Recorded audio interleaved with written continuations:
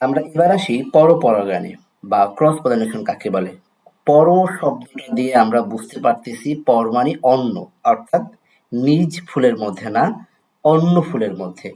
পরপরাগায়নটা হচ্ছে যখন একই প্রজাতির, যেমন এই গাছটা এবং এই গাছটা, ডান পাশে যে চিত্র আছে, দুইটা গাছ কিন্তু দেখতে সমান। এরা একই প্রজাতির।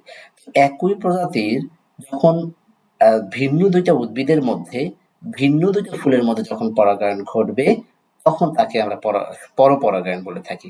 কেমন?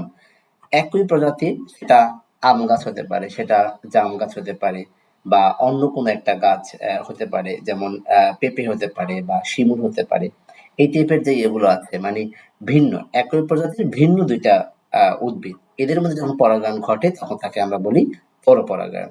যেমন কি এখানে পেঁপে আছে আর শিমুল আছে। বৈশিষ্ট্যগুলো কি? স্বপরাগায়নের একটু বিপরীত, সেটা হচ্ছে পরপরাগায়নের মধ্যে পরাগায়ন হতে গেলে বাহকের প্রয়োজন হয়, অর্থাৎ বাহকের উপরে নির্ভরশীল হতে হয়। দেখো তোমরা এখানে এই ফুল দুটির উপর একটা মৌমাছি দেয়া আছে এখানে, কেমন? মানে এটা দিয়ে বোঝানো হয়েছে যে তাকে অবশ্যই মাধ্যমের প্রয়োজন হয়। আর ২ নম্বর কথা হচ্ছে যে পরপরাগণের ফলে যে সৃষ্ট জীব আসে, তাদের মধ্যে নতুন বৈশিষ্ট্যের সৃষ্টি হয়।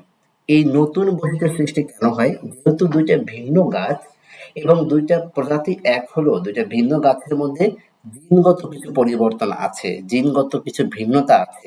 এই জিনগত ভিন্নতা থাকার কারণে যখন পরপরাগণের মাধ্যমে যখন একই প্রজাতির ২ টা গাছের মধ্যে পরাগায়ন ঘটবে, ফলে যে বীজ আসবে, সেই বীজের মধ্যে কিছু নতুন কিছু জিন থাকবে, যেগুলো একটু বৈচিত্র্য আনবে। অর্থাৎ ওই বীজ থেকে যখন একটা ফুল আসবে, তখন ফুলের মধ্যে জিনগত বৈশিষ্ট্য একটু ভিন্ন থাকবে। এ কারণে বলা হয়ে থাকে যে পরপরাগায়নে নতুন নতুন প্রকরণের সৃষ্টি হয়, বা নতুন বৈশিষ্ট্যের সৃষ্টি হয়, বা নতুন প্রজাতির মধ্যে কিছু বৈশিষ্ট্যগত কিছু পরিবর্তন থাকে। এবং এই পরপরাগণে কিন্তু মানে অনেক দিন বিবর্তনের ধারাবাহিকতা হারিয়ে যায় না। যেমন পরপরাগণে ধীরে ধীরে বিলুপ্ত ঘটতে পারে, কিন্তু পরপরাগণে কিন্তু সেই বিলুপ্তটা ঘটে না। আশা করি তোমরা বুঝতে পেরেছো।